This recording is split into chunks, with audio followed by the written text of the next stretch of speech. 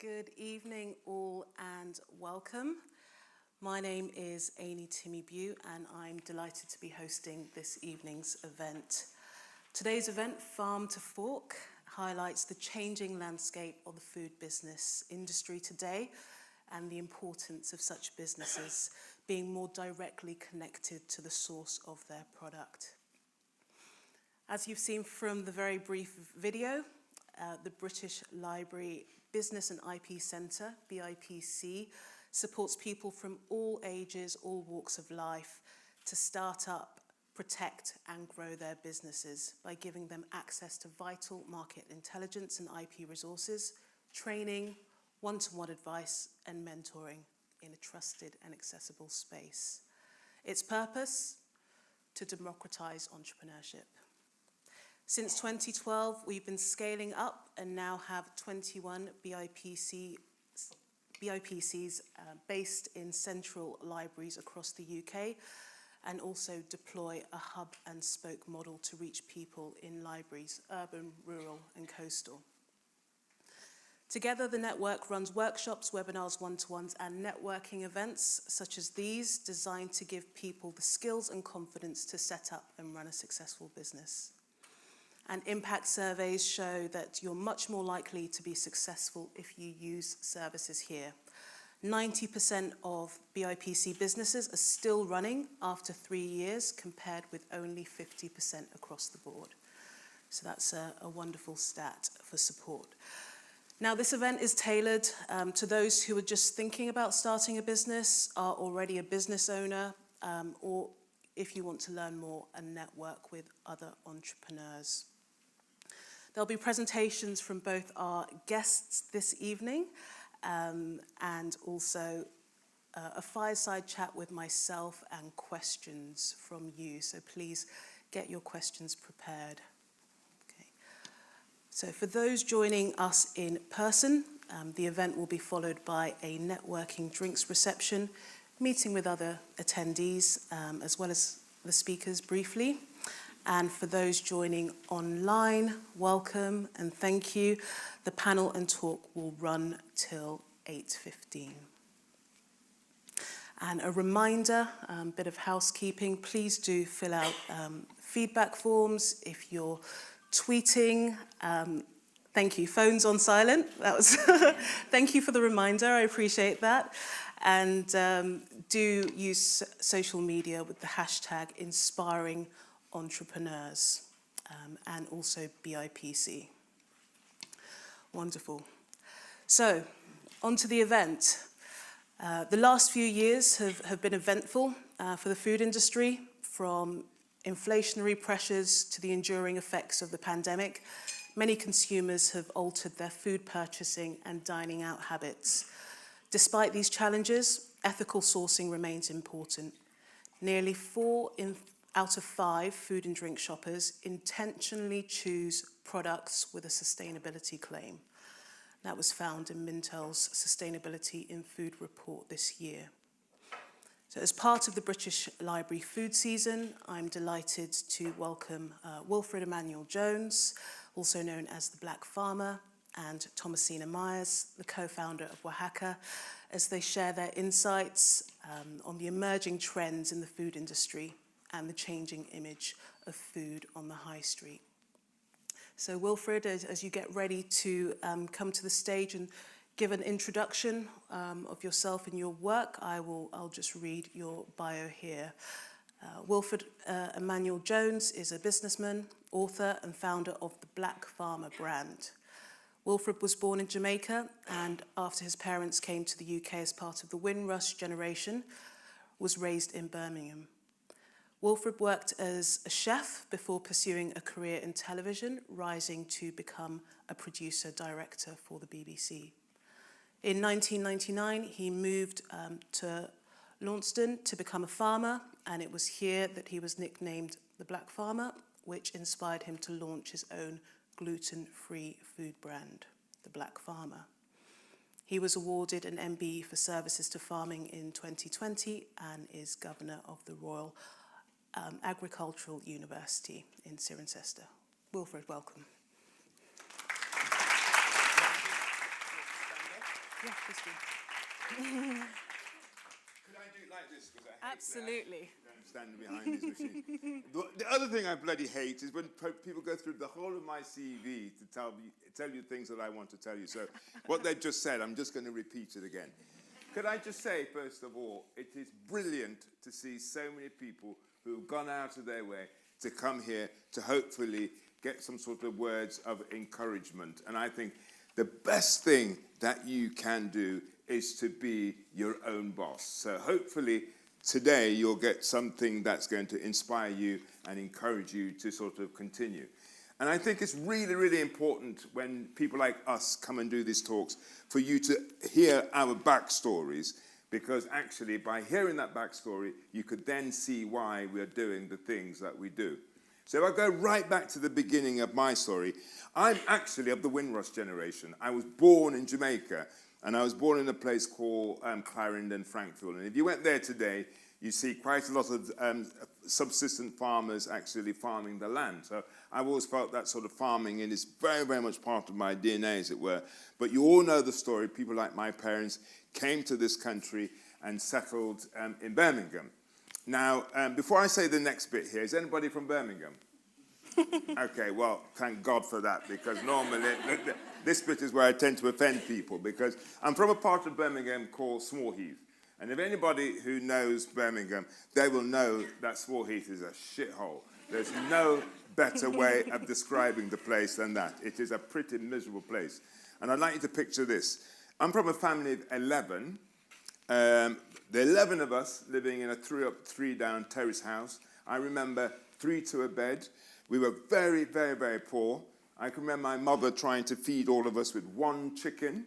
And even to this day, I have a real fetish for chicken bones, trying to get every bit of nutrition out of this chicken. Now, as a way of supplementing the family income, my father had an allotment. And it was my responsibility as the oldest boy to look after this allotment. And this is where my story starts, okay? I can remember at the age of 11, I was only 11 years old, and I made myself a promise that one day I would like to have my own farm, because I loved being in this outside environment, which is very different from the shithole that I was living in. So it was a promise that I made to myself at the age of 11. I was only 11 years old, and I put that dream in the back of my head, and then every single thing I subsequently did with my life was to get into the position to buy this farm. It took me 35 years to do it, and if I had more time, I could tell you the whole journey of how I managed to do that. But one of the things I like to do when I go and do these talks to young people, I says, dream fucking early, you know, because it takes a long time to achieve your dreams. We live in this society where people think everything is instant. It takes a long time. It's not a sprint. It's a marathon. So for all of you, that's the first thing you've got to take away with you. It's hard work. It's a grind. It's a marathon. And if you're not prepared to do that, just forget it. Now, I went to the local secondary moderns, they used to call them then, in Birmingham.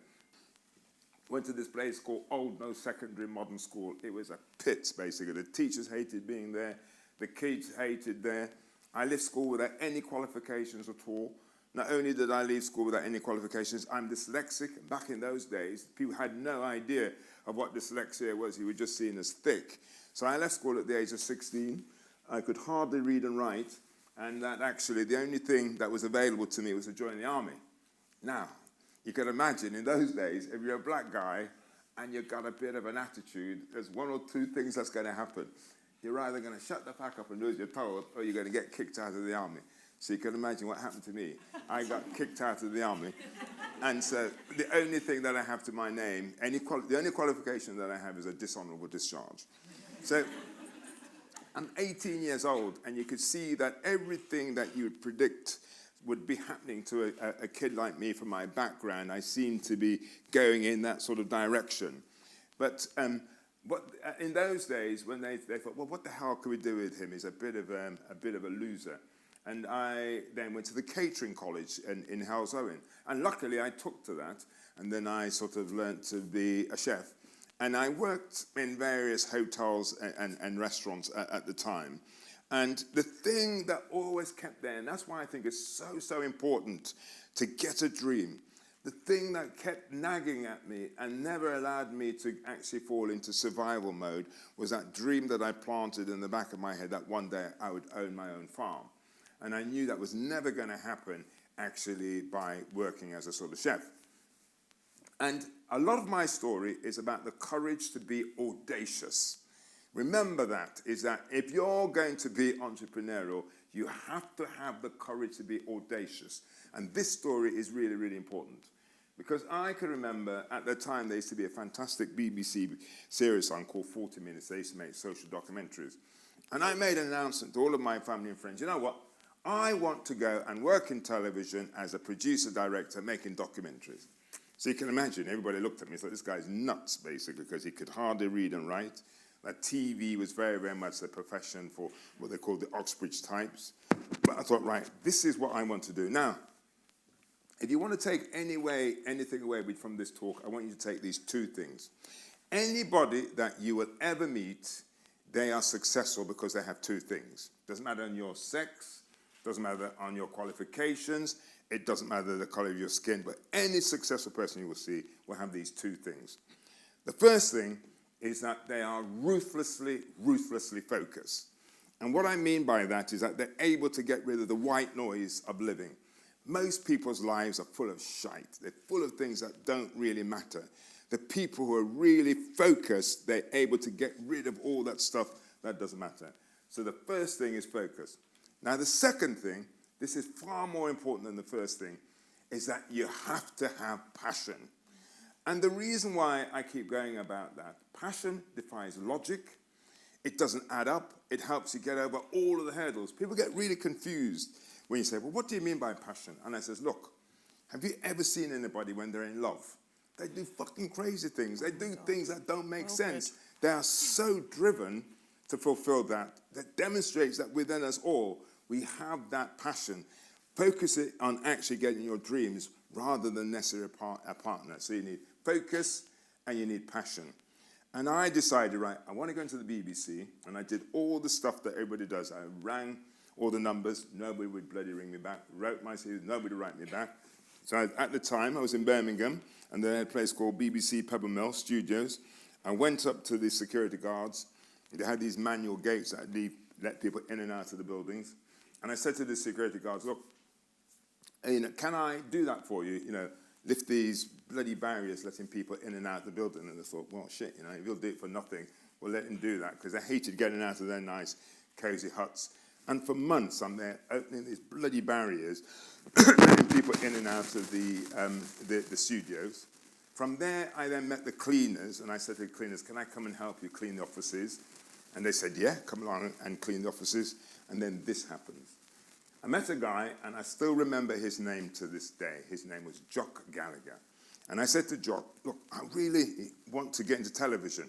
Took me up to his office, and he talked to me for about an hour. And he says, look, you're not the type of person that we employ in television. Because, you don't have an education, you've got a bit of an attitude problem. And he said this, look, he said, this may be something, he said, he might live to regret, but you know what? I'm going to give you a job as a runner for 3 months and then to see what happens. Now that man, having the courage to give me that break, then started a long career in television. One of the most important things you have to do on your journey is to find your guardian angels. Find your guardian angels. Every single thing I've achieved, somebody has gone out of their way to give me a break. You'll never do it on your own. You'll never find those people unless you put it out there. And that's the biggest mistake that people make. Find your guardian angels. So I had a long career. So, this is a guy from society's shithole, ending up at the BBC. I went from being a runner to researcher, producer, director. I traveled the world making films about food and drink. Gordon Ramsay, if we had more time, I could tell the story. I gave Gordon Ramsay his first break in television. My boss at the time, it was my job to break in these big celebrity chefs, people like Gordon Ramsay, James Martin, Raymond Blanc, you name them. It was my job to direct them, because in those days we used to do films that was expensive. And it was a fantastic time. But again, the promise that I made to myself that one day I was going to own my own farm, that's why you've got to get that seed in your head. I knew, as fantastic and as glamorous as the BBC was, that was never going to give me the money to buy my farm. And then I knew that the only way that I was ever going to do that was I have to leave the BBC and set up my own business. Now, lots of people out there have fantastic ideas of the things that they want to do. And there's one thing that stops them. One thing. And that is fear. That is fear. You'd be amazed at how fear gets people to live in survival mode. The one thing you have to conquer is that fear. Fear is not real. It's something imaginary in your head. And that's the one thing when everybody's telling you no, how do you overcome it?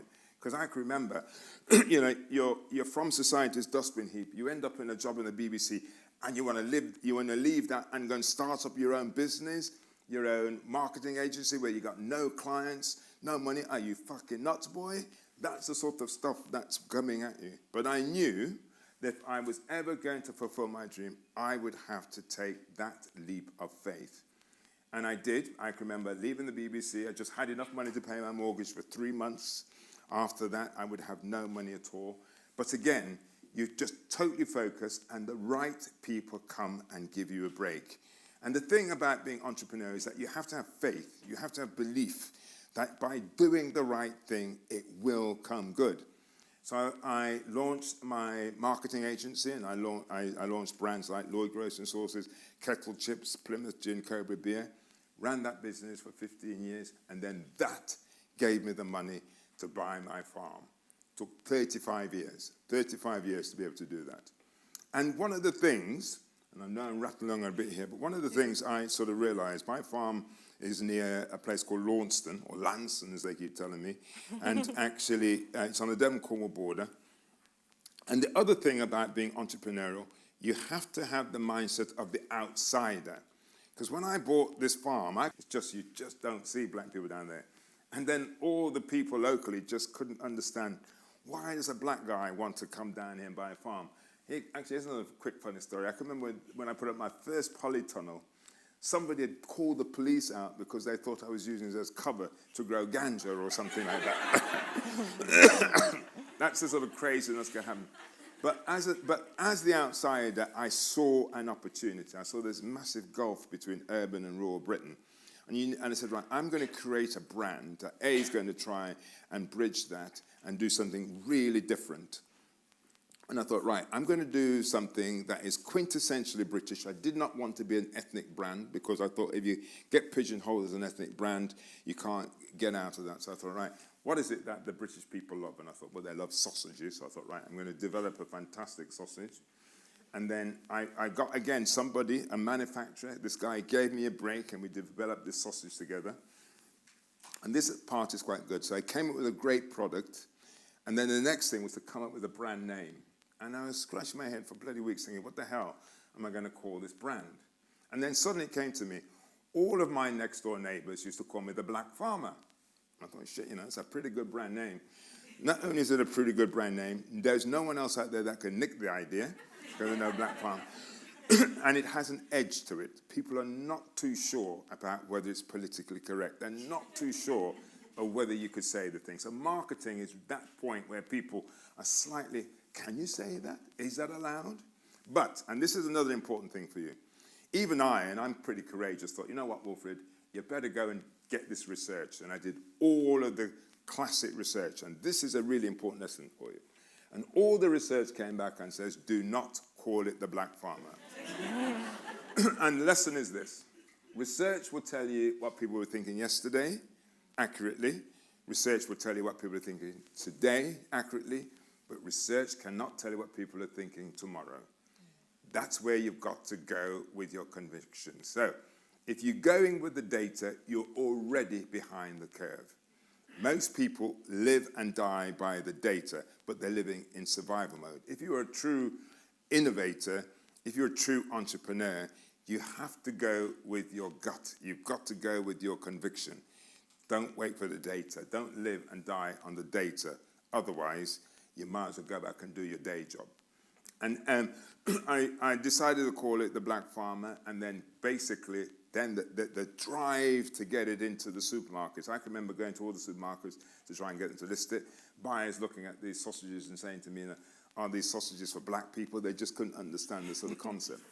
But the one thing that I understood is this, and this is really very important for a lot of people. Some of the greatest brands out there, they do not make their products. They're fantastic at marketing.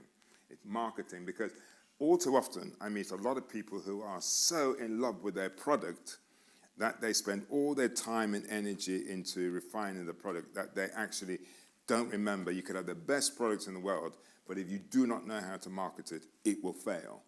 And it's really, really important. And the British are really bad at it, is that they don't understand in order to get the consumers on side, you've got to go out and meet them. So the way that my brand got launched in the supermarkets, because every one of them said no, and it was just at the time when it was the big social media revolution, and it's when actually you were able to have a direct relationship with the consumer.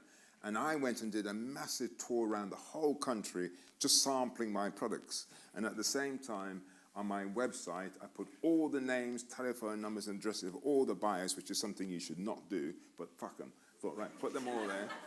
And then I'd simply go out and get people to taste these sausages.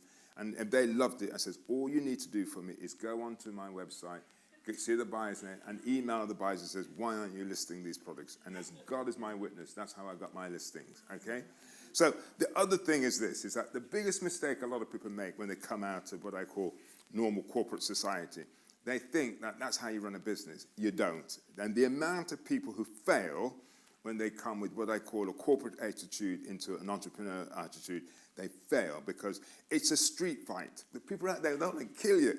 They don't want you to sort of survive. So you've got to have the mentality, it's a fight. And the ones who survive it is understanding that actually you've got to push, you've got to break the rules. The whole thing about being entrepreneurial is doing things differently. Hopefully that's been useful. I know it's longer than 10 minutes, but I just had to get it all out. Thank you.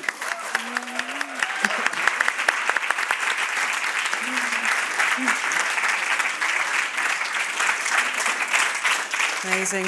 Thank you, Wilfred. And now to introduce Tommy. Thomasina Myers is a cook, writer, MasterChef winner, and co-founder of Wahaca Restaurants. Tommy is a trustee of Chefs in Schools, a charity transforming how kids eat and feel about food. She has a weekly column in The Guardian's Feast magazine, and her latest cookbook, Meat-Free Mexican, came out in May 2022. She regularly visits Mexico and can be found cooking feasts and supper clubs in kitchens around the UK. And in 2019, she was honoured with an OBE for her work in the food industry. Okay, welcome, Tommy.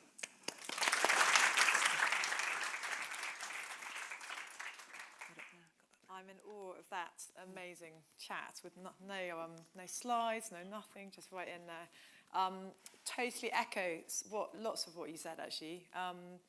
But yeah, the passion and people telling you where you're going to go wrong. I remember when we set up Wahaca, Mexican food was a really dirty word. You know, it was kind of naff, it was kind of bad quality, people thought it was rubbish.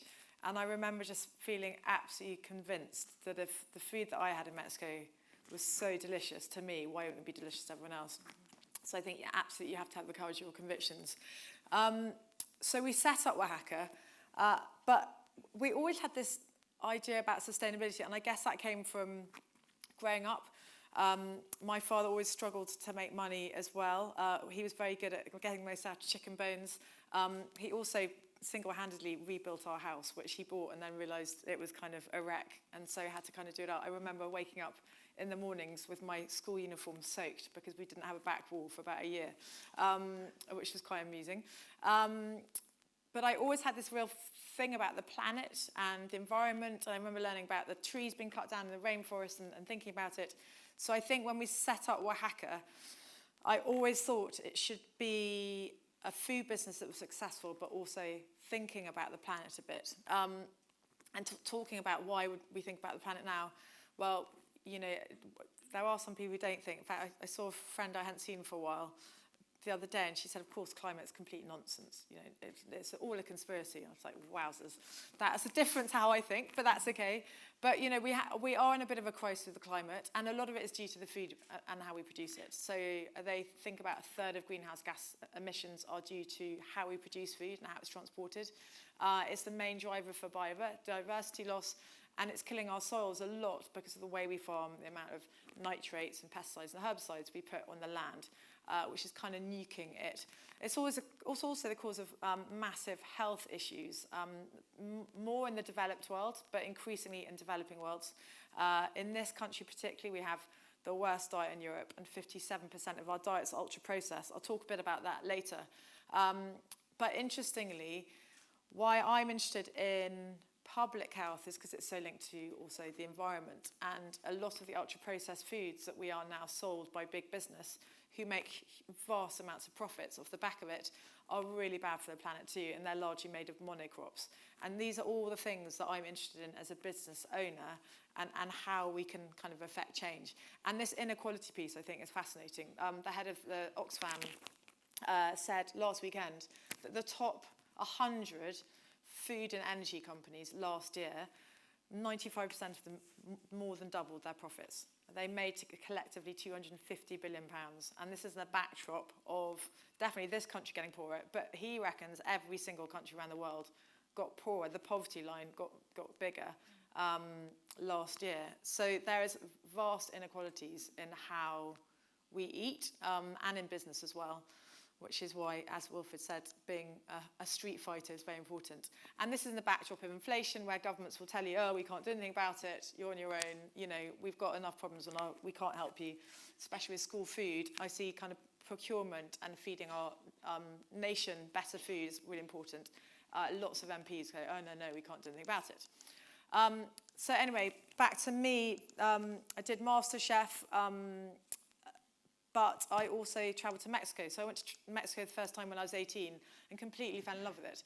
I travelled around. I was very lucky to meet this amazing architect called Pam, who had bright red hair. I just loved her. She was amazing at cooking. And through her, really, I discovered that there was more to Mexican food than I thought. I used to think that Mexican was kind of Tex-Mex. And then I realised over the months that Texas was actually once part of Mexico, but was now part of the United States. So there was a similar style of cooking, but really compared to the vast kind of gambit of Mexican food, it was kind of tiny and actually no longer Mexican at all. So I fell in love with Mexico. Through my 20s, I really struggled to know what I was going to do.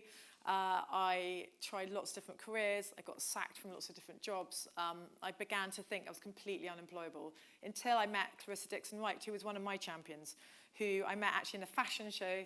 And she said, well, what do you want to do? When I was kind of bearing my soul to her. And I said, well, I love cooking, but obviously that's not a career.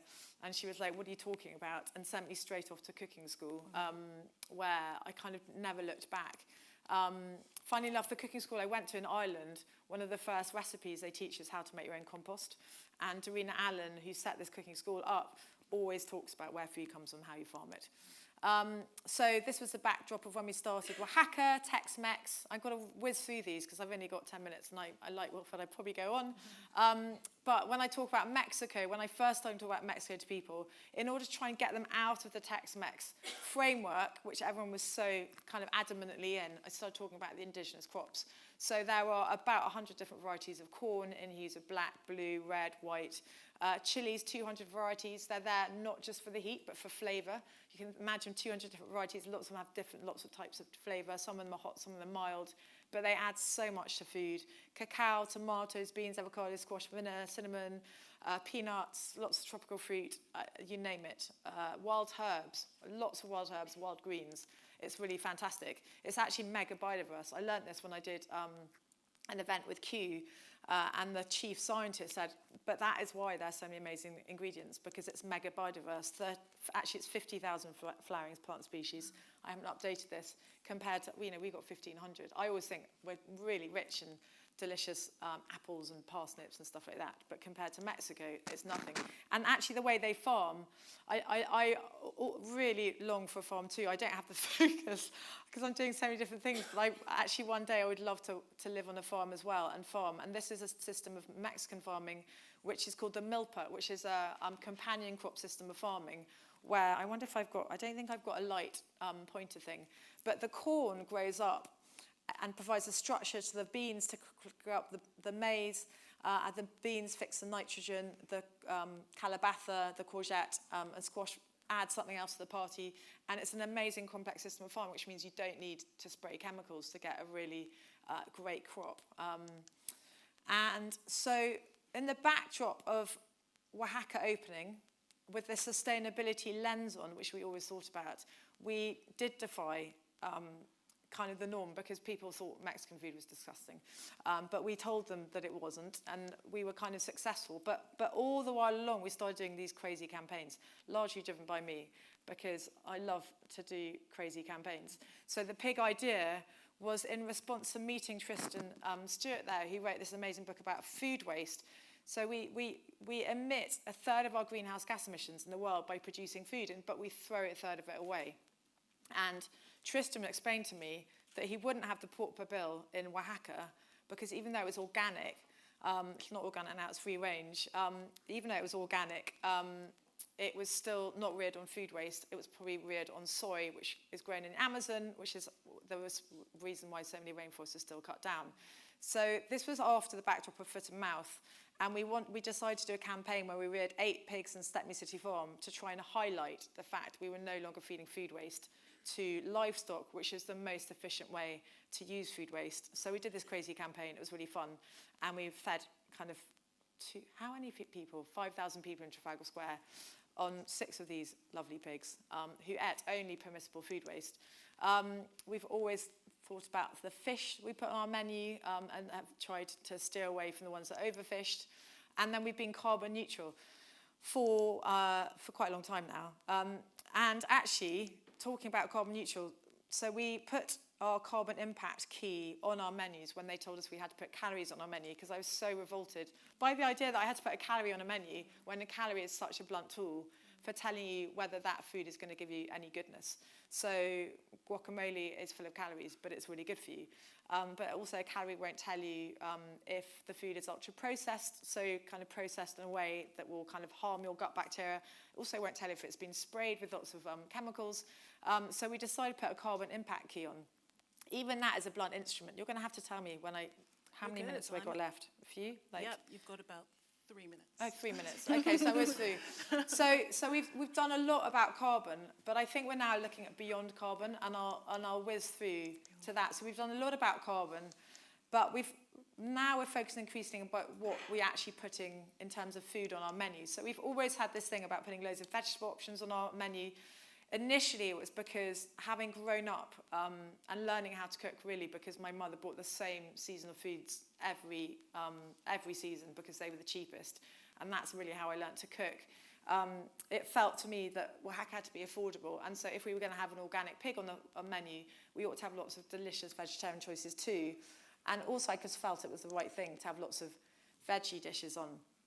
So going back to carbon, we hear a lot about meat and carbon now, but what it doesn't tell you is the whole story of the rest of the process. So whether you're getting by the biodiversity loss or air pollutant or the kind of pollution of your rivers. And actually, the more I delve into the world of regenerative farming, the more I see we need some livestock to really help the soil regenerate and get that flora and fauna back into the planet, back into the kind of environment and into nature. So increasingly now, Wahaca is looking at who our partners are, who are our stockists. So we're working with people like Hogmeadows, who grow amazing pulses, regeneratively, mostly organically, but not just organically, just sometimes regeneratively as well. Mm-hmm. That is Guy from Riverford Organics, who found some corn smut on his crop of corn he was growing for us, which was very exciting because in Mexico that's called huitlacoche, and it's a delicacy that tastes like truffles. So we took all of his corn smut and put it on our menus. Mm-hmm. And so we work with lots of kind of smaller suppliers that normally someone as big as Wahaca with 18 sites wouldn't really kind of work with, gives my head of food a real headache. But we do believe it's the right thing to kind of have that pull effect of supporting farmers who are doing the right thing to nature. And when I'm talking about nature, I'm really thinking about farming with nature, not against it. This is a kind of monocrop field where it's been sprayed a lot and the soil has been really kind of destroyed. Whereas this is a kind of complex farming system, which a lot of the people I'm kind of befriending now are putting on their farms to try and bring nature back. And then this is a guy who is working with an ancient variety of wheat, which, as you can see, has a really long root system compared to the more conventional wheat next door to him. So that was much better able to cope in droughts and stuff. So through the work I'm doing, I'm really trying to work with these innovators in farming who are really working out how we can produce food and support nature at the same time. And that is just a picture of some earth from a farm next door to a chum of mine who, after 2 or 3 years, managed to get from that to that just in the way he farmed. So really kind of bringing back that nature and looking after the soil, which is kind of what I learnt about at cooking school. So it's kind of full circle now. So, as opposed to producing meat like that, we can really produce meat in a better way. And I think it comes back to the word food. And food is what I care about. Food is what I'm passionate about.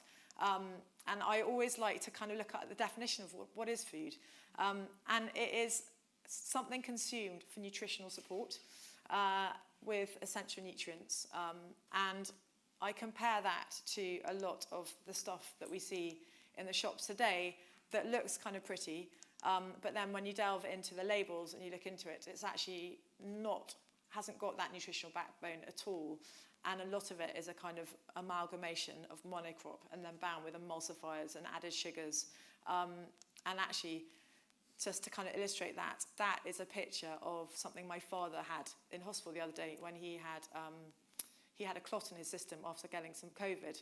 And for ages, I couldn't work out what it was because it kind of had all sorts of ingredients like dried glucose syrup, sugar, acidity regulator, liquid butter, dextrose, vegetable glycerin. It's actually sausages and mash. But that was what they were feeding him in the hospital. So I guess I started my career as a total misfit, an outsider, didn't know what I wanted to do, and definitely a street fighter guerrilla, just trying to get anyone to kind of take me seriously. And now increasingly, I'm really on a mission to try and get better food on all of our plates through hospitals, schools, prisons, social care, but also still cooking. I'm doing cookbooks and just love what I'm doing and totally echo that thing of if you can be an entrepreneur and work for yourself, there is something really joyful about being the master of your own destiny and being that person in the morning who gets yourself out of bed rather than having someone standing over you and making you haul your sorry ass out. So that is that's me. Amazing. Awesome. Thank you so much. Really, really wonderful to hear from both of you and such commonalities as well. So that is super interesting. Let's keep things topical. I'm thinking about last week's food summit. So the government held the UK's Farm to Fork Summit, the first meeting of its kind, which brought together farmers, food producers, and some of Britain's largest supermarkets. From your perspective, Tommy, you've just talked about some of the main challenges in farming today, but did you want to talk a bit more about procurement? And you mentioned nutrition as well. Well, I think in this country, we have at some stage separated ourselves so cleverly from the food we grow, and largely because there's been so much profit in it. And so the big businesses are making huge amounts of money selling kind of byproducts of the monocrop system. So corn syrups, corn oils, and somehow managing to process them with wheats to make some semblance of something that I don't really think is food because it doesn't do that nutritional piece. Exactly. And in fact, it's killing more people than the tobacco industry now. And someone like Chris Van Tulliken, who's just written this amazing book called Ultra Processed People, actually says, we should treat it like the tobacco industry because there's so much vested interest in it, and we know that it's doing us so much harm. Yeah. And yet, almost like there's a thing that Henry Dimbleby said about the frog put in boiling water. There's a kind of urban myth that if you put a frog in boiling water and then turn it on really, really slowly, he won't jump out. I'm not sure it's true.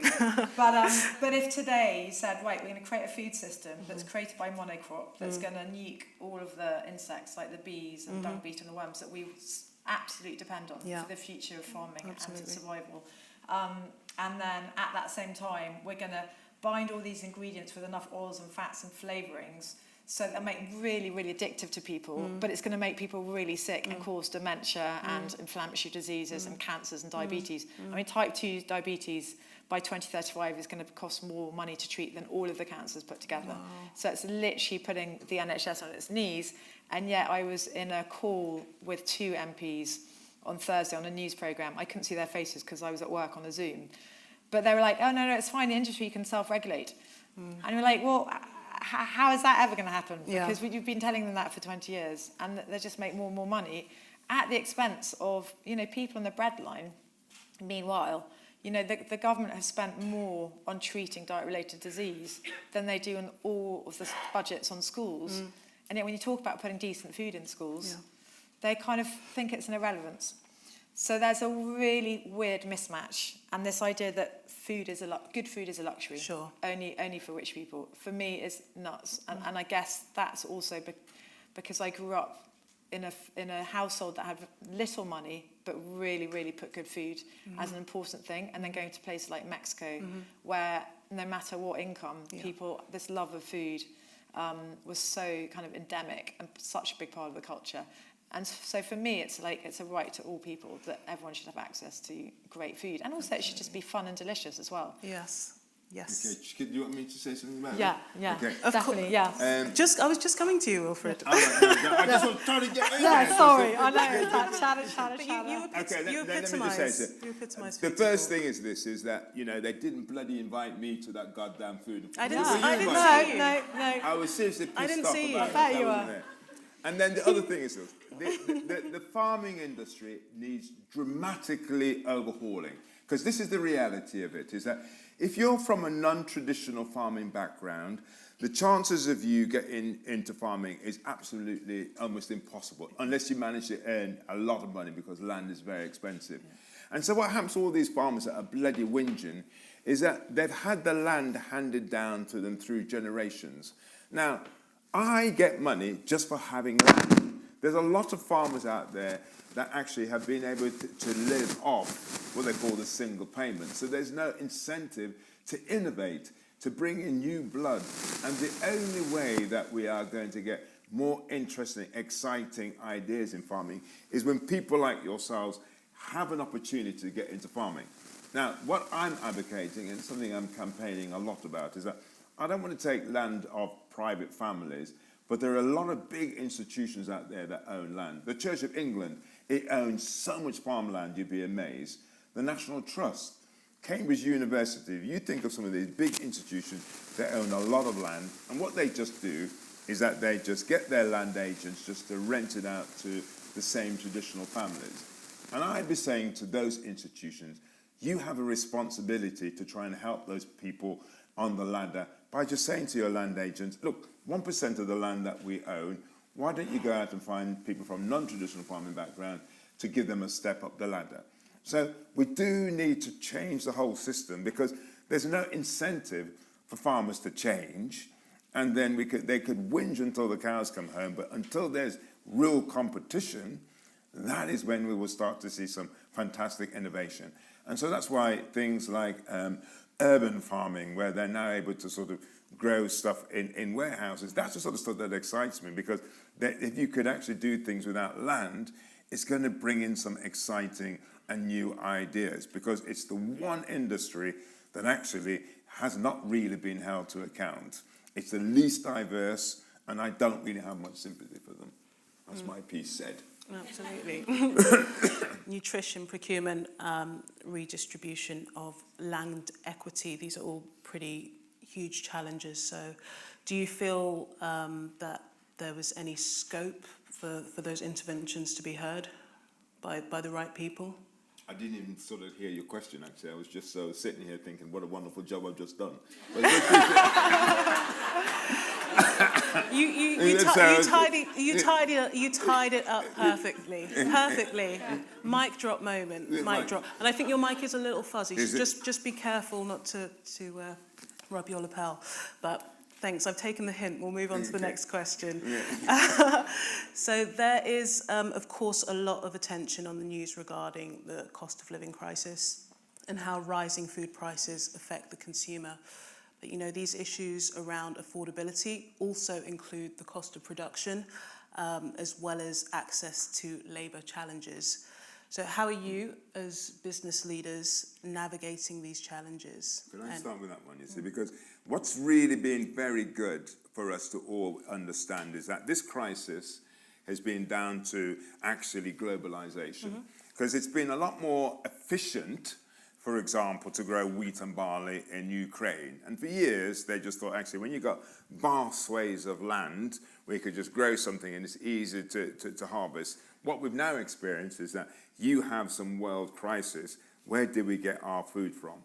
So what it means is that actually we need to be looking about how can we be producing more foods in this country. There's a lot more we can do, but again, it's not going to happen unless we have some innovation, whereas the people are not just doing the same things because they just get the check anyhow. And what I'm trying to advocate is that farmers need to have a relationship with the end user, the consumers. And the reason why they've never had that relationship, because supermarkets are the gatekeepers. You say, a farmer gets a contract, you know, you get X price, you got to deliver this, and they have no relationship with the consumer. You go abroad, you go to the likes of Ireland, go to the rest of Europe, there's a much more engagement between urban and rural Britain. What I would like to see, in order for us to understand the importance of food in our lives, is a lot more engagement. I would like to see farmers' names on the products that they're actually being produced, rather than through these gatekeepers who are not there because they care about food. They're there about making a profit. One of the things I get really angry about is that in this country, for example, there's about 100 different varieties of apples. We could grow 100 different varieties. Why is it you could only buy 4 different varieties in this country? That is because that is efficient for the supermarkets. The thing about supermarkets, or when you actually consolidate things, it gets rid of choice. So anything that is going to stimulate entrepreneurialism, stimulate ideas, for me, that's where we should be heading. Absolutely. And Tommy, how do you negotiate with all these changes? How do you negotiate that relationship with the end consumer, with your customer? Well, so with various different hats on, what is really interesting about chefs in schools is that what we have done is we have put one trained chef into a school kitchen, and then he has, or she, has completely transformed how the whole school eats. Yeah. But they've typically done it on, initially it was 50 pence per pupil per day less than what the school was paying before for the real shit that they were feeding the kids. So the kids were getting much more delicious food, brightly coloured, lots of different vegetables, like incredible flavours, getting really excited. And in fact, finally, after 5 years, they've come into my kids' primary school, and I get stopped the entire time. In the last 6 weeks, I've been stopped by so many people just going, oh my God, my child will not stop going on about how amazing the food is. Brilliant. And it's so incredible to hear about that firsthand. So with all these rises and costs, what's interesting about talking to the chefs in the school kitchens are they can be much more nimble because they've got the skills. Because they're trained chefs, they know that if the price of that ingredient goes rocketing up, like the tomato or the lettuce, say, because of these droughts in Europe, then they can just use something else. And so they've got the skills to be able to do that. But because we have for so long undermined the skill of being a cook, you know, basically a lot of skills. You know, I kind of look back to when Tony Blair decided that everyone should go to university, which seemed kind of weird at the time, and now we've got Rishi Sunak saying everyone should do an A-level in maths. You know, not everyone wants to do an A-level in maths or go to university. Some people learn how to cook and have a very fulfilling life doing that. So we need to re-skill the nation to get better at coping with rising food prices, because if you have those skills, which are essentially survival skills. And that's what I find a bit nuts, is that we've farmed out a very inherent survival skill, which is feeding ourselves, to companies who are only really interested in profit because they're effectively owned by shareholders. So it seems we've got it all wrong. And you know, when I buy food, and I definitely have the luxury of having enough money to spend money on food, but it's part of the enjoyment I get is to go to a farmer's market at the weekend. And you know, I know the people I buy my food from, and I know that my money is going to support them and not a fat middleman. So I think that for me is a bit of politicization of how I spend my money, because I know that my money is going to the right thing. And I think that's a brilliant act that every one of us can do, even if it's once a month, is go to a farmer's market or a local independent food shop and spend money there, because you'll be supporting a better system that's more equal. Absolutely. Could I just add something to this? Look, there are certain realities, and one of the realities is that most of the food that we eat in this country is eaten outside the home. Okay, that's the first thing. And the tragedy is this: with most of the food you're eating outside the home, you don't know where it's coming from. I can guarantee you, for example, that if you're eating in your staff canteen or something, that the chicken is probably being flown over from Thailand. It was fantastic when you were showing that the example of that sort of sausage, because you're in the NHS and they're not interested in the food. It's all about price, and God knows where that food comes from. God knows where the standard is. Now, we criticize the supermarkets a lot, and so they should be, but food service is where the real evil is, and because you don't know what's in there. And I would like to see a lot more getting these people to be held into account. And what we're doing as a society is that we're moving away from spending time to prepare foods. People want convenience. I mean, the convenience market is just really sort of going through the roof. What I find quite fascinating is that we probably sell more books, watch more food programs in this country than anywhere else in the world, but people don't actually cook. I mean, even things like the Sunday lunch has now disappeared. People don't eat as a family anymore. They have separate individual foods. And so part of our job, those of us in the food industry, is to accept that people have busy lives. How can we actually produce stuff that is good, good quality stuff, but also take into consideration they ain't going to spend an hour, 2 hours, preparing it, because they just don't have the time. And so there's a lot of initiatives like scratch cooking. You'll see all these things like Hello Fresh, how that came about, because they understood people want to feel that they're doing some cooking, but they don't want to feel as though they've got to be an expert or they've got to spend a lot of time doing it.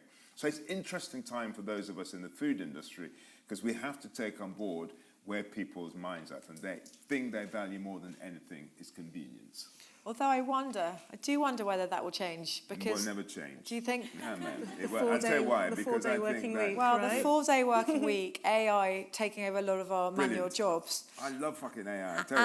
And Wilfred, can you watch your language? No, but I just love it. I mean, it's just I just think AI is one of the biggest revolutions We'll come on to that. We'll come on to that. But it is interesting, isn't it? There's a kind of epidemic of mental illness in this country, especially after COVID. There's a growing sense of isolation in people. And yet food is the one thing that really connects people. Like music, actually. I think it's a barrier that bridges every barrier. And even just the act of preparing food, there's something very nourishing about just chopping an onion and sweating it.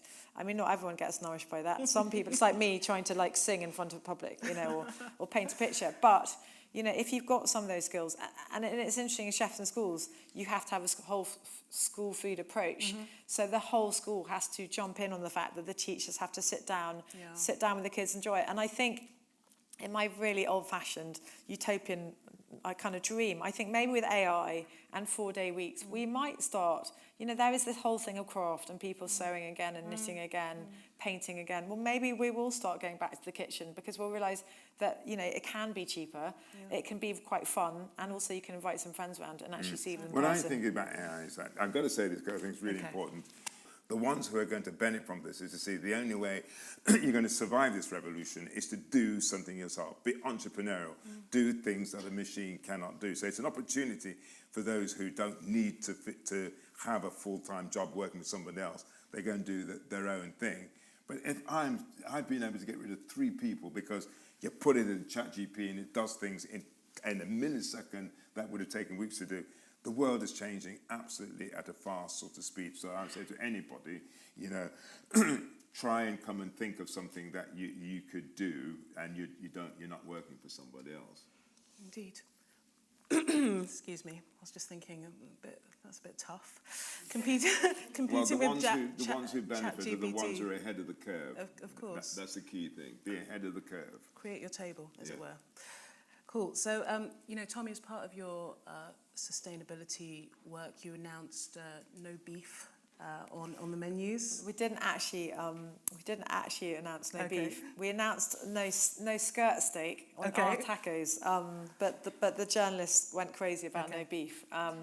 Really, what it was a part of was this thing about investing in better farms. So we had a really good skirt steak taco, but the skirt is this really small cut of an animal. So there's, I think, 3 kilos in every beast is the skirt. So it's a really small amount. So we had to buy the skirt from hundreds and hundreds of different animals every week. So it was really hard to know that those farmers were really doing the right thing. We knew that they were kind of grass-fed. They were grass-fed, but we still didn't really know what the farmers were up to. So we wanted to get closer to the farmers and get closer to the people who made the food. And so we worked out that if we could take, you know, half animals and then take lots of different cuts, cook them down slowly, and then heat them up on a grill, grilled cheese in the tortilla, we can make a really delicious taco, but go from 3 kilos to 200 kilos of an animal. So that's basically, we're halfway through doing that. And in the bid to do that, we took the skirt steak off. We're currently doing brisket, but we're in the moment of kind of testing this whole half animal carcass thing, which will be really exciting, because then we'll be able to really pay directly to the farmer. And I tell you, the thing about that is that on my farm, we have cattle, and the biggest problem that we have is what they call the carcass balance. Yes. Because everybody basically wants a steak. And then it's really difficult then to get rid of the rest of the animals. And it's back to the thing about convenience, because, you know, with a steak, it takes 2 seconds to cook it. With the rest of the animal, you've got to cook it for a long time, and it's very, very difficult. So that's why they will end up in burgers, that part of it. But yeah, so part of actually educating people is about how can they eat the whole animal rather than just the prime cuts. And so what you're doing is a really good thing to try and do to educate people. There's more to an animal than just the prime cuts. But also about flavour, because you're talking about the apples. I can't buy an apple in a supermarket because they're just so tasteless. Whereas you go to a farmer's market, you taste the apples. And at this time of year, I get actually quite sad, because although all the berries come out, I absolutely love apples. I'm like literally just kind of obsessed with them. What's and they your start favourite? getting really flowery at this time. I love a cocked pippin. They're really, and an egremont russet's really good. And, Russet, there's an amazing one called an Evita that my local market sells that are just so crisp and sweet and delicious. I mean, whether it's apples or whether it's beef, is that it's all produced for efficiency. So most of the cattle most of the beef you will get will be from some little Angus cross. On my farm, I have something called Ruby Reds, and they're a traditional breed, and they're not necessarily commercial as the Aberdeen Angus. And so what farmers have done is that they've grown what's efficient, which makes more money, which is not about flavour, that's not necessarily good about the environment. And part of what we need to do, again, is to educate the public. Well, this is the price you're paying for cheap food, is that you can't have a variety of apples. You could only have a beef that tastes this way. You've got to be able to actually create systems where actually a lot more people could be doing different things. And that competition, I think, is going to bring about a lot more choice than we have at the moment. And the big food companies have gotten away with murder for so long, because they've sold that idea to us and to journalists particularly, that they do us a favour by giving us cheap food. But when you think OECD has said that the food-related disease and the drag to the economy in the UK is costing us £74 billion a year, and the fact that it's bringing the NHS to its knees, it's not that cheap. You know, if we, you know, all we have to do is go into a waiting room at the moment in the NHS, into a hospital, and they really are on their knees. And so we have to stop thinking about that type of food as cheap. It's really expensive. What's the true cost? Yeah. Absolutely. You were talking about regenerative It's really hard, it's a mouthful. farming in your presentation, and then I was thinking about yourself, Wilfred, and the allotment in Jamaica when you were 11, and how, you know, it's not a new idea really. It's ancestral. It's intergenerational as well. Are there particular ways of farming that you picked up maybe from grandparents and elders in Jamaica that you bring to this context? I mean, or am I over-romanticising it? Well, it's over-romanticising, really, because I think that what you know, it's all about, in order to do cheap food, it's what's more efficient. And therefore, it's a bit what I said earlier, there are certain countries where it's a lot more efficient and cheaper to grow product than in this country. Mm-hmm. Like, one of the things that saddens me, for example, is back in Jamaica, they import most of their foods, but they've got lush lands. And the reason they have to import most of their foods is because, you know, the land's very rocky. It's very, very difficult to be able to actually produce food at a price that's going to be affordable. What I do think is possible is this, is for the more that the consumer is educated about the food chain, the more they could then demand change. If you look at what happened with the plastic, for example, plastic bags, that wasn't down to the manufacturers or the producers. They would have continued doing it. It was down to the consumers who says, right, we want change. And so what we need to be able to tell consumers is that you have the power. The only people that these supermarkets, for example, fear are the consumers. They don't give a shit about us, but they fear the consumers, and it's to understand the power that you have to bring about change. But if you go to them, well, we want the farmers for doing this, we want you, because we're all dependent on these gods to actually make a playing field. And so the more we could get the consumers to understand they could bring about the change, we could see some of these ideas then start to be implemented. But it's about lobbying, because I think you're absolutely right. I think it's about the consumer, because the politicians don't listen to businesses, they listen to consumer. And if the consumer can start thinking about, wow, these big companies that made £250 billion last year, they are making us ill. They're breaking our NHS. They're putting the brakes on our economy. The biggest lack of growth in our economy is down to long-term sickness. Yeah. The largest part of that is down to diet-related disease. So we are literally being poisoned by the food that they call cheap. And the politicians to date, you know, a lot of them are also being paid. Sure. You know, there's the lobbying industry is absolutely vast. And in fact, Tortoise Media did an amazing piece of work, investigative journalism, on the links into, you know, and it shouldn't be allowed, really. And so, you know, banning kind of the watershed advertising to children. I mean, children on their smartphones get at least 200 adverts a week on their smartphones. Yeah. It's just stuff like that. We really need to start saying no. We're not. And politicians will say, what this guy said to me on the news last week was, are you going to start telling women what they can, mothers, what they can feed their kids? And it's just like, are you joking? Yeah. Do you think any mother wants to feed their children rubbish? Do you want any mother to send their kids to school knowing they're going to eat absolute rubbish? That's such an oversimplification of it. And a lot of it is about poverty, living in food deserts, having no choice. And we need to start really making change and demanding better food in schools, in hospitals, in social care, and everywhere, really.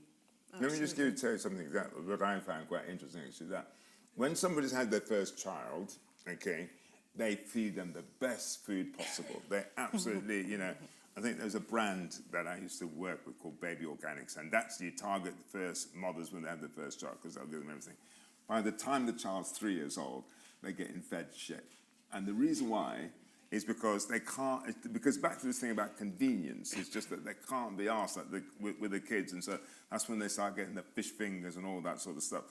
And that actually, when people look at their lives and this whole thing about sort of convenience, that is what happens. And I just think it's absolutely fascinating when you look at human behavior, when they're passionate about food, when they're not, and when food becomes a sort of fuel. So, it's down to the individual to decide. And there's a bit of a devil's deal, isn't there, with convenience? What's the true cost of convenience, I guess? Well, that is the challenge, really, is that, if you go to Italy and Spain, those societies where they still have their long lunches, where actually sitting over a lunch is ingrained in their culture, And, you know, that's what they do. I mean, it would do my head in, basically, having 2-hour lunches. But some countries, that's what they are. I think we, as a society, we really think that convenience is more important. And that's the challenge that we struggle with having at the moment. There's a price to pay for convenience.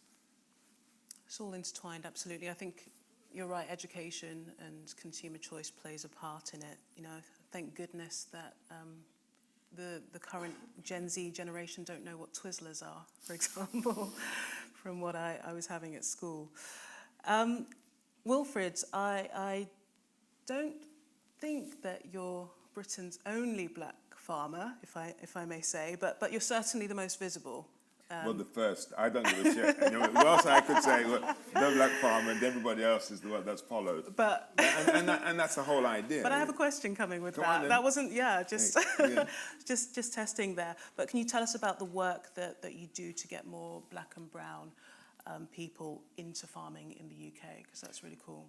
I would like to see myself as a bit of a pathfinder, because to get into this industry has been really, really tough. And as I said earlier on, it's the one industry that is really backwards, and that I think it really needs to radically change. And so you could see the type of attitude that I have, and I think it's a responsibility of people like me who've managed to be successful because people have gone out of their way to give me a break, for me to try and do the best that I can.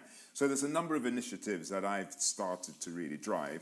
One of them is called the New Face of Farming, and the whole idea behind that is that I did this with Little Agricultural College, and I want it to be with all agricultural colleges throughout the country. It's to go to schools in cities, and when the kids are between the age of 14 and 16, just before they're deciding about their GCSEs, is to give them a taste the weekend in a rural environment. So they go to Russell Agricultural College, where they actually could spend the weekend working with animals, just to see, when they're deciding what they want to do, whether, I might want to be in farming. And it's not just farming. I might want to work with horses. I might want to do agriculture. It's just that opening it up, so actually people from urban environments don't think that the only option available to them is the thing, football player or being a DJ. And it's about, what I'm trying to do is that I'm trying to shake up our industry. And what I think needs to happen in the farming industry is what actually happened in the cooking industry. People like you have done far more to actually make the catering profession a very attractive profession. You don't think of farmers, well, you got, Jeremy Clarkson, and that's it. we need to get people sexing it up so young people think, yes, I want to be a farmer, because actually it has all of these sort of trappings. I absolutely agree with that, and I think if you look at what you are as a farmer, as an entrepreneur, an innovator, dealing with the elements, the weather, working out your soil types, and especially now with all the knowledge of what goes on in the soil under our feet, the microcausal networks, how you can stimulate those. It's actually fascinating what you can do as a farmer, especially with innovation, tech, robots. And actually what's kind of interesting, almost against the AI wave, is that a lot of these regenerative farms are employing more people. Sure. And one of the selling points is, look, this farm no longer supports one farmer and his family, but we can support many people by doing things a bit differently. Yeah. And actually, isn't that a good thing, that a farm can, instead of supporting one person, but support many? Absolutely. Any other tidbits, Wilfred? He's good. Yeah, next. But you're right about getting to know the farmer. I think we should definitely have more farm face, the face of the farmers. Yes. Definitely. You're right. You are the face I come. It's because I shop with you, so that's why. Yeah. Very handsome as well. Thank you very much. You see, you started here, everybody. And just on a point that you mentioned in your talk around, Wilfred, around, I guess, not wanting to be pigeonholed in terms of ethnic produce. I guess there's been an evolution of your brand, with the addition of, I guess, jerk and different flavourings. Maybe you can talk a bit more about that. I think that from a business perspective, really, and again, this is what's really important when you're thinking about starting your own business, is about eventually the business has to be financially viable. And what you don't want to do is to get... when I first started my business, it was a big organic wave. Everybody was going down the organic route. Everybody was converting. And then what happened is that it fell off a cliff because actually when times are tough, people go back to what they could afford. And luckily, I didn't get on board with that sort of organic wave. And a lot of people got their fingers burnt. And the other thing is this. Never start a business based on a spike, what is fashionable, because it will go out of fashion. That's why you've got to go with something that you strongly believe and that you ride the waves of all these things that are sort of fashionable. When I started my brand, I deliberately said, look, I do not want this to be an ethnic brand because I knew that they'd say, oh, stick them in the ethnic shelf just so we could demonstrate that we've got a few ethnic products. But actually, in terms of it being a viable business, it just wouldn't have been viable because you just don't have volume. The thing about food, unlike restaurants actually, the food in the supermarkets and food service, it's all about high volume, low margins. To give you an example of that, for every pack of sausages that I sell, I make 15p. Okay, that's what I earn. Now, it costs the manufacturer, let's say, £1 to make it. I get 15p. The bulk of the money goes to the supermarket. That's the sort of margins that you're actually playing with. And so, again, the only way that people could try and eke out of a living is when they then charge more. So that's why people go to farmers markets.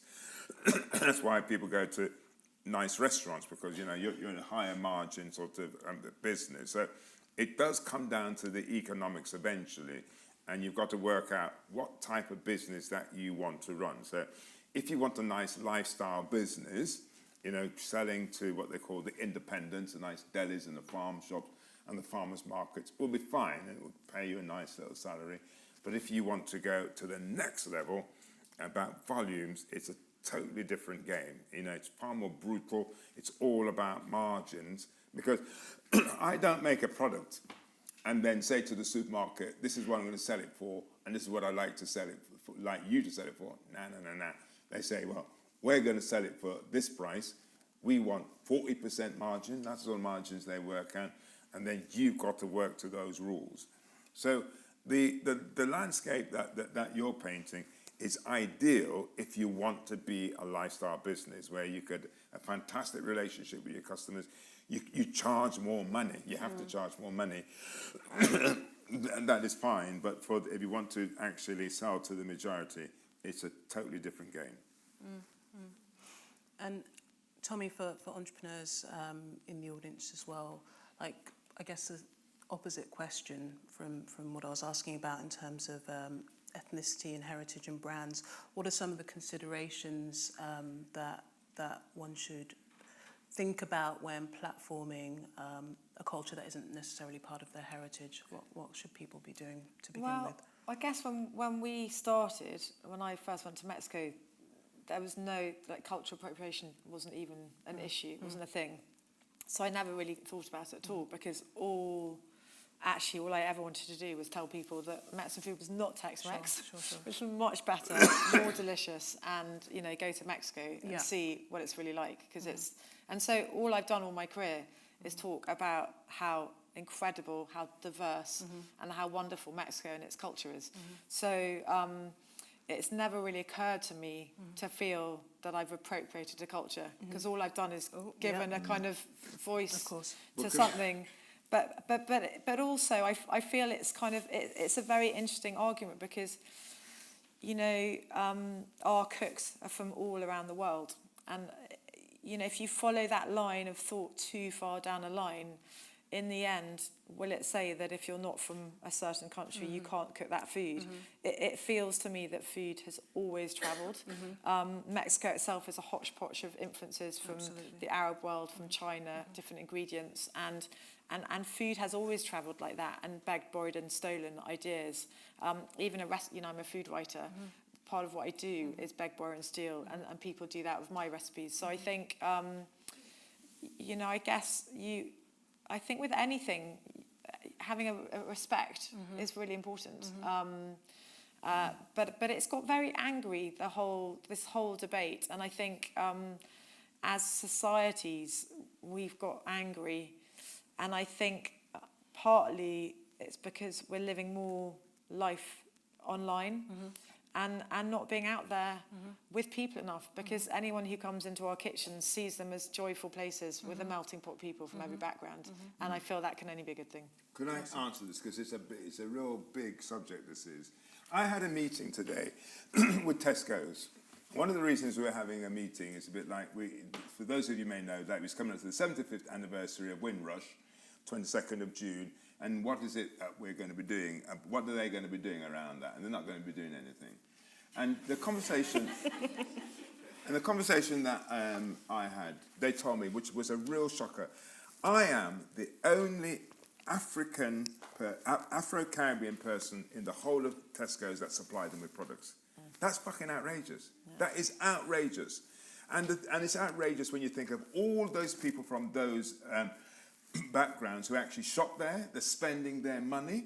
And so what consumers are now doing is asking the question, well, if I'm spending my money with you, and you're not even working with or giving other black businesses and opportunities, this isn't right. And so this thing, so for example, I'm working with Marks and Spencer's. And Marks and Spencer's and I are doing some chicken products and some stuff together. We're working together. So they've realized that actually this industry is one of the worst for diversity, and that actually something urgent needs to be done about it. Any other industry, people would be up in arms. It's only because people don't understand it. But, you know, you do not see people of colour in this industry. You don't see them in farming. You don't see them in food. And that's why there is this sort of conversation that this is not acceptable, especially when people from diverse backgrounds are actually spending their money in these sort of environments. So I, for one, say, look, again, it's down to the consumer to say, look, you're taking my money. Some of the worst, which is where probably a lot of people from diverse backgrounds shop. People like Lidl and Aldi, they are the worst in terms. You should ask them about their diversity. It does not exist. They don't care. And that's what people need to do, and then start demanding that these people bring about change. With the George Floyd thing galvanized people to think, actually, we need to start asking ourselves these questions as an organization. You know, the amount of times, there's a couple of true things I got to say. The amount of time I will walk into the headquarters of, let's say, one of the big retailers, I'll go up to reception and somebody will say to me, who are you here to pick up?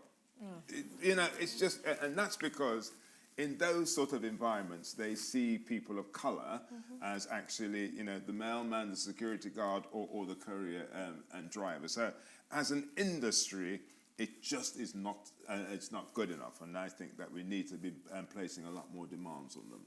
Absolutely. Yeah. And I completely agree with you also about this thing of access to land. Yeah. Like, it's got to be easier for people to you know, farm a little bit of land. That it's really, we've got to change that. Absolutely. There's some great activist groups at the moment doing some things. Lion, Land in Our Names in the UK as well, around challenging that. Yeah.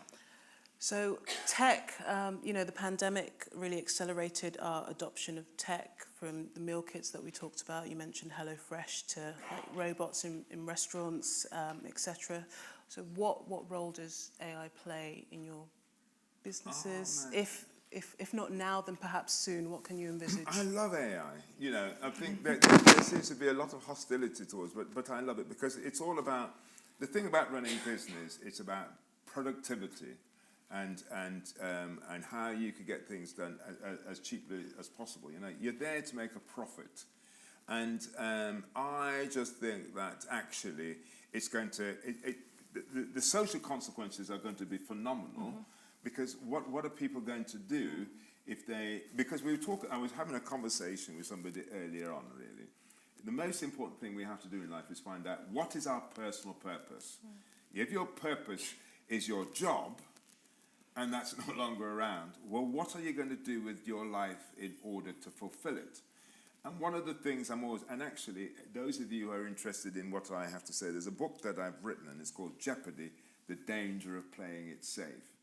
And I just think that one of the things you have to ask yourselves, especially with this AI that's now around, that's going to make things more efficient. For example, you won't need solicitors. The thing that I love about it is that actually, so I keep going back with that, it's democratized knowledge. In the past, you know, if you were able to go to university, get a first-class degree. That was your ticket for a good salary for the rest of your life. AI has now got rid of that, because I could now go in and I could say to AI, you are a solicitor, give me all this advice and it will give me all this. It's democratized that. So knowledge has become a commodity. So what do we do as human beings when knowledge has become a commodity? The one advantage that we have over machines is our creativity, is the fact that we could think outside the box. And what I'm hoping it does, it releases people to understand you can't compete with these knowledge banks, because even a doctor, we'll come to a stage where nurses will be more important than doctors, because all a doctor is a computer that gets all this knowledge and then spits it out. A nurse has to care for you, has to tend, those are the things that a machine can't do. That is really what's going to be absolutely sort of fascinating, that the professions of the future is all about human connection. In my business, for example, everybody, regardless of your level, has to do customer service. They just have to do it, because it's a reminder of who's paying your wages. And the amount of times people are just amazed that in this world of technology that we have, somebody picks up the phone and is talking to somebody, blows people away. So what that tells you is this massive need for human connection, and that's what we should be thinking about rather than seeing AI as a threat. It's not a threat, it's going to be able to do a job, but the things that are going to hold us really dear is how do we connect with human beings? And that's about how people feel. That is a power. How do you make people feel? Absolutely. And my final question before we open up to the audience really is, already this conversation has highlighted, the challenges and the realities of running a business, of starting a restaurant, of building a farming business. What advice can you offer a new business navigating the food industry, whether that's getting started or staying sustainable? So I think, labour is a massive issue right now. This current government doesn't believe in the skills, I think, that the food industry enables and grows, and definitely doesn't seem to want to invest in them. We had, I thought it was Julian Metcalf was on the radio last week talking about just granting Europeans 2-year visas to come and learn English and then go home again. Europeans have an attitude towards hospitality, that it is an art form, that it's there to make people feel good. That it's a physiological thing, sitting down and eating food. There's a real pleasure to it. So I think more than ever, you have to create a company that really looks after your people and has that kind of atmosphere, a sense of people coming to work because they believe in a greater thing. And I think that is really crucial. And I'm sure Wilfred has the same thing in his business. So I think that is true. And then, the passion is completely true too. Not necessarily believing what people say, oh, you can't possibly do that. And that's never been done before. If you've got a passion, not everyone will succeed. But again, in this country, we have a weird feeling about failure. I think in America, they have a much bigger attitude of if you fail at one thing, you just pick yourself up and you try again. And actually, that's how you learn. And I think we need to kind of embrace failure in a way to kind of keep learning and keep scrabbling around and just doing what you believe in. Absolutely. I want to talk about failure because I think failure is one of the most important things. But before I say that is this. If you're thinking about starting up a business, the two areas that we as human beings can't live without is food and sleep. If you're thinking about anything that we'll always need, it's around food and sleep. So that's where I would be thinking. And I just think that actually the biggest mistake that most people make is that they think it's about the product. It's not about the product. A good product is a starting point. So it's no good, producing rubbish and then expecting people to like it. So don't just think that because you produce something great, people are going to buy it. It isn't.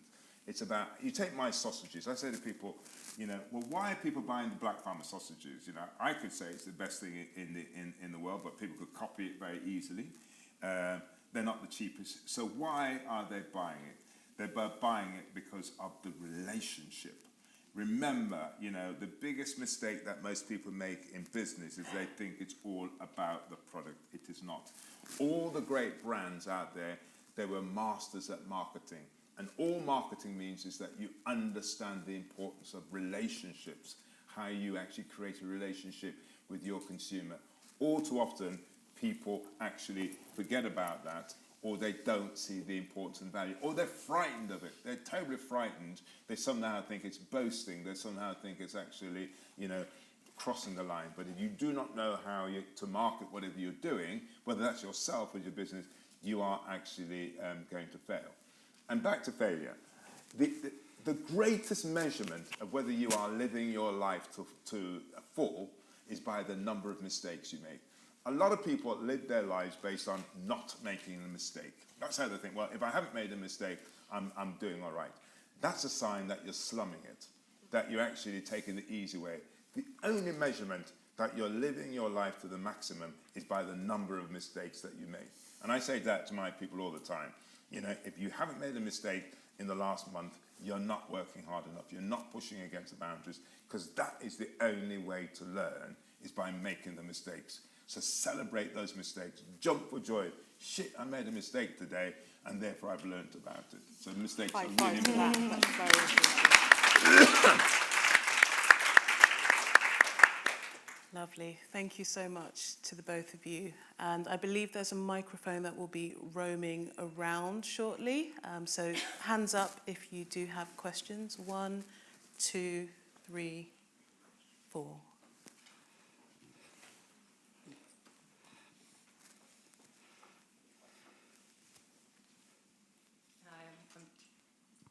Can you hear me? Yes, Yeah. Wonderful. I'm Daria, and thank you very much, first of all, to all of you for a really, really great talk. I wasn't expecting to laugh so much. I want to focus on focus, actually. So, Wilfred, you mentioned the importance of focus, and the food industry is huge. In this hour and a half or so, we've covered so many massive topics. It's climate, biodiversity, inequality, all of these that can be tangential and central to food. I'm someone who's looking at making a career change. So I haven't got a business idea yet. I haven't got a specific thing. I love cooking. I'm obsessed with food. I think about it all the time. What would your advice be in terms of picking your battles and getting that focus right at the beginning to at least start? Well, the first thing is come to work for me. I like people exactly. I run something called the Hatchery, okay?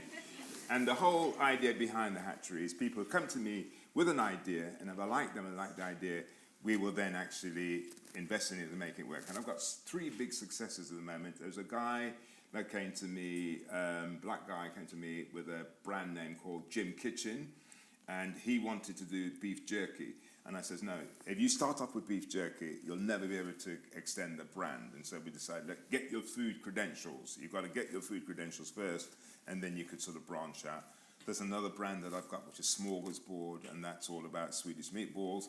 I'm just launching another brand called I'm Halal. So I love innovative new ideas. The thing about the food industry, it's conservative at its state, and it needs people to bring in new ideas. Exactly the story you heard about, what happened with your group of restaurants. The industry wouldn't have done that. It's outsiders that have a passion. That's why the passion needs to be there, because otherwise everybody's going to say, well, why should we be doing this? A really interesting story about marketing, which everybody should always, some of you might know the story. It's about when Kodak used to rule the world. At one time, Kodak was the biggest in film cameras. And in their own labs, they had invented the digital camera. They went to the board with it and said, actually, why don't we launch this digital camera?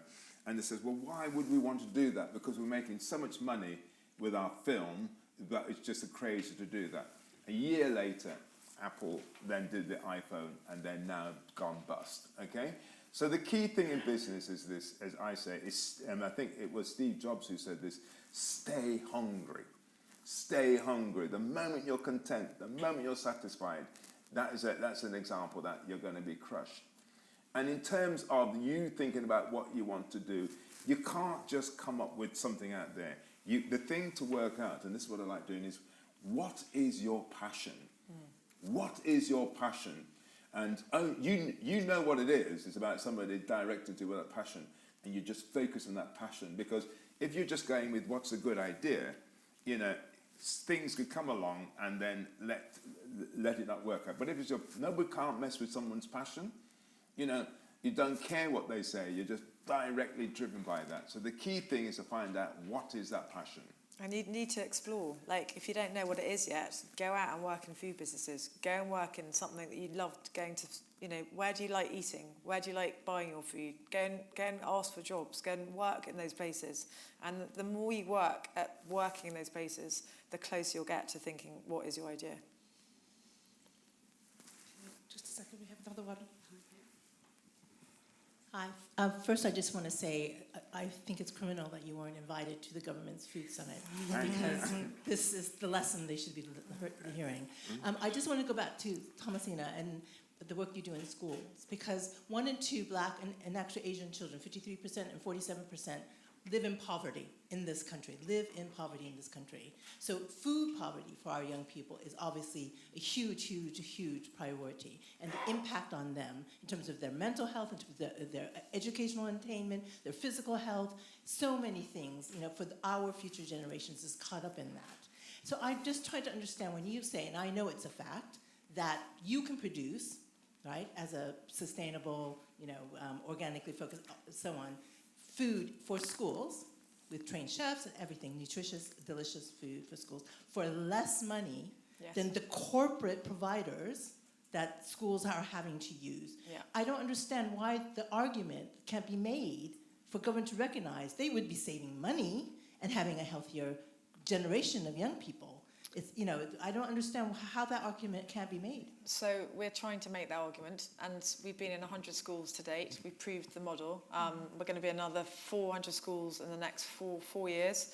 But we've also now got a platform which we want to, you know, we've got training courses and everything ready to go and tested to give to, you know, say another 1,000 schools where they can take our training, they can take our recipes, and they can go and do it themselves. So that's the ambition, is to get it in more schools. I think it's more work, and actually for the school itself, the net cost is kind of the same. Actually, will cost them a bit because any changes cost some money. So we pay our school cooks more money than the traditional way, because instead of just opening up a packet, throwing it into a pan and heating it up, they actually have to, you know, they make their own bread fresh every day. But actually, those cooks are really satisfied with their jobs. Their job satisfaction skyrockets. They love what they're doing. They become the heroes of the children. They no longer come in through a separate entrance. So basically, most school cooks come in from a separate entrance to everyone else. No one knows their name. They're often from ethnic backgrounds, and they're kind of the invisible workforces. So we kind of celebrate them, and they become, you know, the centre of the schools. But you know, you have to believe that food is important. So in Ofsted, school food doesn't even go near Ofsted. So what typically Ofsted inspectors do is they come, they mark a school, and they go off-site to have their lunch. And a lot of teachers do this too. They don't eat the school food because, frankly, it's disgusting.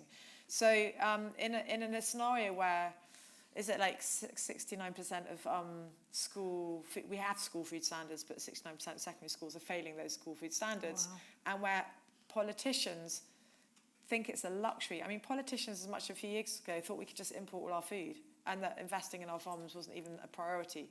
So it just shows you how unjoined up. And actually, if you look at all food policy, it's across every government department. So there's no central task force to tackling these links between food and climate, food and public health, food and just pleasure, enjoyment of life, job satisfaction. So I think you have to believe that food is important. And if a lot of the people who are making the rules don't even believe that, that's when it's difficult. But I completely agree with you. How can we hope to have a thriving economy if, you know, huge parts of our workforce are turning up to school where they're supposed to be learning and they are hungry?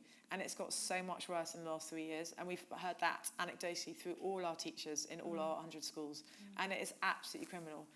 and in this country, so in Wales and Scotland and Northern Ireland, I think if you, as a household, earn less than £18,000, you qualify for a free school meal. In this country, £7,400, your combined income. If you earn £7,500 as a couple, you no longer qualify for your kids to have free school meals. That is nuts. Can I just give you an example of it's all about the business model. So if you're a head teacher, you're given a budget, and they say, right, you have X amount that you could then spend on feeding your kids. He's got this money. He then goes to the likes of Compass, Breaks, all who specialise in food service, and they said, right, this is the budget that we've got. You know, you've got to come up with something to fulfil that budget.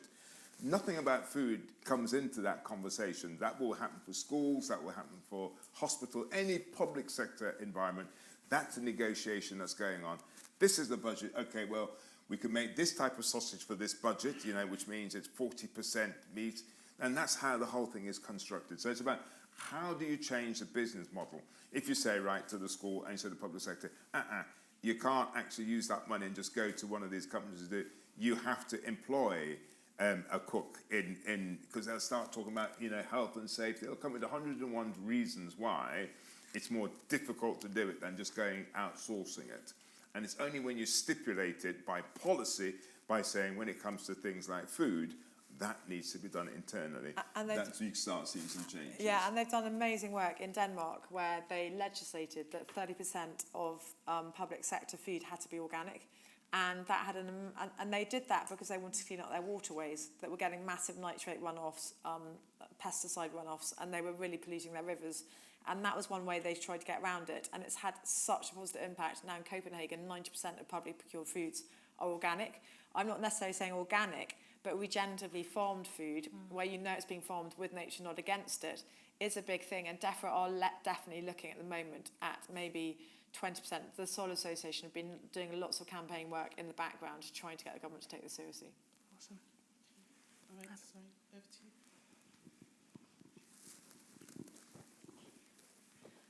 First of all, thank you. That was very inspiring hearing both of you speak. I actually worked at the Totteridge Academy, Grow, and they had a 6-acre farm. So I got to see that with the regenerative farming, and I got to see the chefs in schools think the food is amazing, and they use the egg to make the cakes. So thank you. You're doing good stuff. And I actually do believe it starts with the children. I work as an outdoor learning facilitator, so I teach children and adults how to cook food, grow food, and I also work as a chef. A lot of my work is based in Story Garden, which is behind the British Library, Global Generation. What I've noticed when I'm doing these sessions with children, we have like an hour and a half. I'm like, this is how you grow this is how you grow this. These schools get all this funding to be trendy and have like growing things in their schools, but then no one eats the food. So I feel like I'm at the school gate giving the parents like, here's a leaf. This is how you boil it. This is how you cook it. So I'm like, what do you think is the solution of bridging that gap? Because people don't really care. The teachers don't care. The kids don't understand it. I work with children and they're like, Miss, what do you want to do when you're an adult? And I'm like, this is my job. And they're like, what? You can grow food? I'm like, yes, you can grow food, as you can do this. And I find it shocking. I go into schools as well and they say things like, they don't believe that I'm the facilitator, basically. I like very belittled a lot of the times, and I have to assert, I don't really care because I'm here for the children. But there is a lot of what you mentioned going on. So I'm really curious, how do we bridge the gap between from the farm to the fork with the children, first of all? And I am a representation of people trying to be that face within this industry, and still it's like, oh, you're the facilitator. I get ignored. If there's me and like my white colleague, they don't talk to me, and I'm the one that's going to run the session. They're just bringing me to the school. It doesn't frustrate me at all. I honestly don't care. I'm really about the food and the children, but I'd love to hear your input on all of that. What I've always said is this, is that what we need to do in rural Britain is to understand our survival depends on getting urban Britain on side. One of the reasons why there isn't much sympathy for people who live in rural Britain or for farmers is because actually there is no understanding of both of the worlds. And I just think there's a lot more that we need to do in rural Britain to engage people. I, for example, should say that as part of the curriculum, every child has to go and visit a farm. You know, I would say, for example, that one of the things we're talking about in this country is about why is it so difficult to get foreign workers to pick fruit and to do work on that. Well, one is because the conditions are so awful, but also a lot of students will go to Australia, for example, and as a way of extending their visa, they have to go and work on a farm. If they work on a farm for several weeks or so, they could stay longer. Now, I can't see why we can't have schemes like that in this country to say to a student, okay, fine, if you go and work at a farm during the summer, X comes off your fee or something like that. So we need to be a lot more imaginative rather than doing what we've always done. And the reason why we do what we've always done is because it's the same bloody people who are actually in the industry telling us what to do. It just needs shaking up. It needs new blood and new energy. That's the problem. And actually, Chefs in Schools was completely born out of that problem that you just stated, because in my local primary school, we had this massive garden, and I became fixated that it was going to get sold off, like so many school playgrounds have been sold off by lots of different governments in the last 40 years.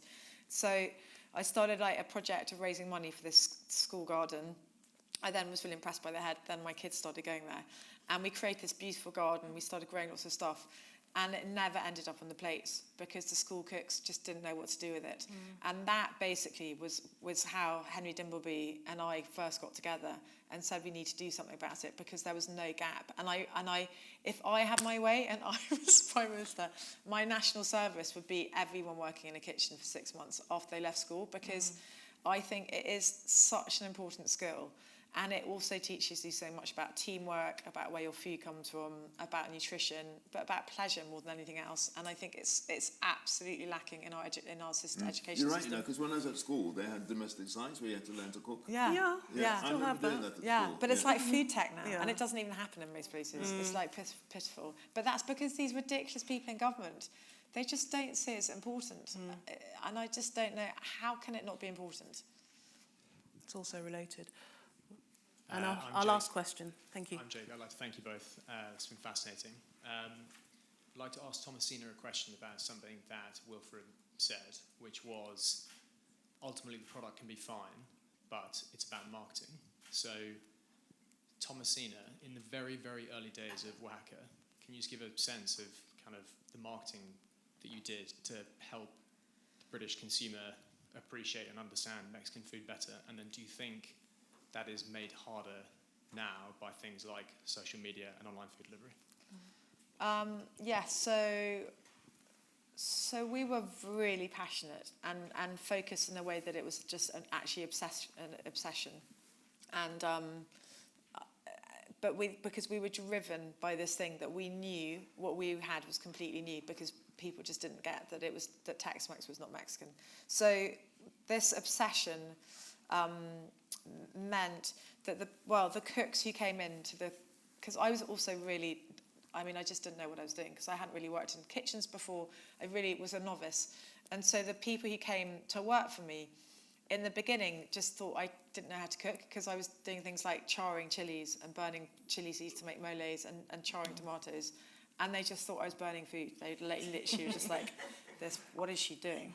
So I had to, from the bottom up, train the cooks. And then from the bottom up, we had to train the waiters to talk to the customers about what it was they were eating, because it was all so new. And so that essentially was our marketing, was really investing in our teams. And our training was so much a part of what we did. And I still get really cross when I go, I only do a day and a half at Wahaca now, a week. And I sometimes go in and we've got a new special on, and I know the thought process that's gone behind the special and the ingredients we put in from different places, and the inspiration of the dish might have come from 3 years ago from this amazing restaurant in Wahaca, whatever. And then, and then a waiter hasn't even tried it. And I'm like, how can you sell this to a customer if, one, you haven't tried it, two, you don't know the chilies in it, three, you don't know what it tastes like. So that is crucial with food, is that. And I think social media is really hard. In a sense, it's easier to market yourself, but it's so time consuming and it's so kind of draining. And also living a life on your phone, I feel, is not a fun way to go, like looking at it sometimes and getting inspiration. But spending all your time on your phone is not where we want to be, definitely as a cook. So I think it's a funny balance. But I think being, as Wilfred said, you know, completely obsessive, completely passionate gets you a long, long way. Okay, you just said what you do rather than what about marketing. The reason why you would have done really well, if I knew, for example, you've just won MasterChef, that's marketing. So, yeah, so that's true. We did get column okay, so it's what's going on in the consumer's mind. So they think, well, she's won MasterChef, and that's a lot of publicity. She's got to be good. And then what happens is that then it's about the experience. People buy the experience. So if they go in and they don't have the right experience, Jamie Oliver would have discovered this, and a lot of celebrity brands find this. They think, well, we got a good name, let's just stick it on a couple of restaurants and hope that works. And it fails because actually people don't get the experience. So it's one of the things I said to you earlier on, that I'm obsessive about my people doing customer service, because actually good people have gone out of the way, they want to spend their money with you, they've got to have a really good experience. And some of your best customers are people when you're fucked up, when you've really made a mistake. Yes. And when you go over the top and you apologize and you really, really work hard for them, those people will be they'll be your supporter for life. So it really goes to show that people are really good if you do right by them. So it's really about making sure that they have a fantastic experience. I do, and the thing about marketing, it's not about what you do. So if anybody goes and watches me on social media or anything like that, and there's tons of it, my people are told every day we need something up there. And it's nothing at all about the products you will see. It will be me pontificating about my dreams, my ideas, trying to inspire people. That's what I'm doing. Because what you're trying to do is to give people a sense of what you stand for. People, and there's a fantastic thing that Simon Sinek talks about. What is your why? People don't buy what you do; they buy your why, and he's so right. And then if you Who's look Simon at Sinek? Simon Sinek, you know, those of us who love these entrepreneurs. Does anyone know who Simon Sinek is? Yeah, Okay, it's pretty phenomenal as well. That's fine. And if you look at the Virgin brand, the Richard Branson Virgin brand, that brand is phenomenal because what it did is that it could sell anything because what it's selling is an attitude. So anybody buying into that brand knows it's a bit alternative, it's doing things different. So when you're working out your brand, for example, you need to know what its personality is. So the Black Farmer brand is pretty easy because it's a reflection of my personality. So it then comes down to the food. So I'm a bit out there, I'm a bit bold. If you then go and have one of my sausages and it's meek and mild, it ain't going to work. So part of what we do is to make sure the brand values go through everything that you do, and that's the key of marketing. So people know what to sort of expect. And Wahaca is exactly the same. So we live and die by our brand values. And so even when we get in trouble, like when the norovirus came into our restaurants, we measured everything by our brand values. You know, we always come back to them, and our staff know them inside out. But also we take our staff to Mexico, we party with them, you know, we go out with them. It's your company is every single person you work through is a reflection of your brand. And so, you know, having team members that you kind of overlook or don't kind of respect or kind of work with doesn't really work because they are your brand. They are they're at the coalface of everything you do. Absolutely. Did I tell you I did a stint at Wahaca? No. On to that another time.